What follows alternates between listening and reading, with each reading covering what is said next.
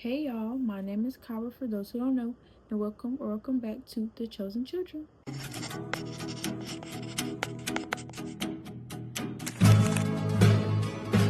Today we'll be talking about things I stopped doing to grow my relationship with God. The first thing that I stopped doing was cursing. Y'all probably like, oh well, I can't help it. That's how I talk, that's how I speak. I want y'all to think about it like this. This world has its own language. That language may be profanity, talking however they want to talk, talking maybe out of context, not thinking before speaking, stuff like that. But Christians, we have our own communication as well. This is being honest, humble, speaking with truth, and all of that does not align with using curse words, because oftentimes whenever people use curse words, it's often to try to maybe it's often out of anger and out of context, or it's often try to be funny as well. As Christians, we have to have our own language, because I don't think Jesus ever cursed. Like, not saying the F word, not anybody saying the B word or anything like that.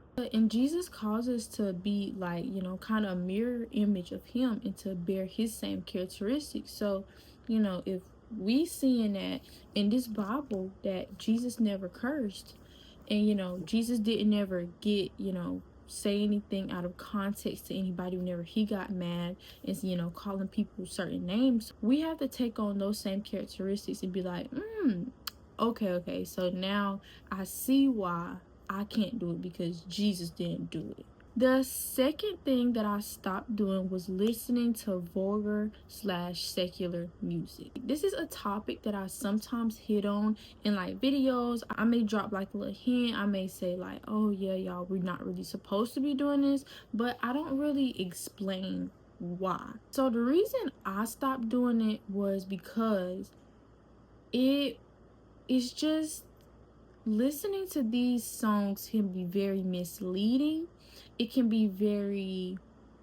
place certain things in your mind that can cause you to do other things that you necessarily didn't want to take in. But by listening to these certain kind of songs, you're allowing certain things to come in, that you may not have wanted, which may be anger. Like, a lot of rap music is based upon like anger and frustration. Sometimes it can invite sadness or depression. Like, another part of R&B music is rhythm. It's literally called rhythm and blues. Blues is like sad. Not all R&B music is like sad. Not all music by all artists are bad. I'm not saying that, but for me, I just chose to completely cancel out all the country music, all the R&B music, and all the rap music, all of that. Now, if you want to find certain music by certain people that doesn't have any cursing in it, or not set upon negative motives, or doesn't have a negative background, you do that. But for me, it's just like, I know a lot of artists, in the rap industry and in the R&B industry or whatever, don't have a lot of songs personally for me that I would like to listen to. The third thing that I stopped doing was idolizing my friendships, my relationships, and anything else in that category. This same time last year, I had one friend, I still love her. I would stay at her house for like literally weeks, days. She could tell you, like, I would ask my mom, say for instance on Sunday night, and then I wouldn't come home till probably like Thursday or Friday night.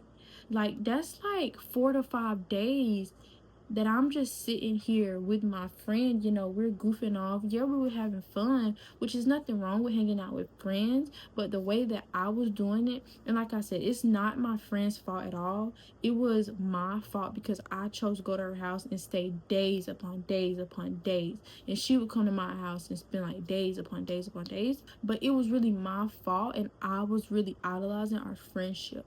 Now, relationship wise, I was idolizing relationships too. Idol is anything that you put over God. And I was most definitely doing that with my relationships. I had to completely, cut stuff off. And towards the end of last year, like September, October, I was still dating people, and I was an active Christian at the time, which thank God, those people just were not for me. I had really toxic relationships that, did not end well, did not start well to begin with. And really dating just, was not for me, and I feel like dating still isn't for me. I really feel like I'm not ready. So that is also another thing that I stopped doing, just to grow closer to God, so nobody else would be, holding me back.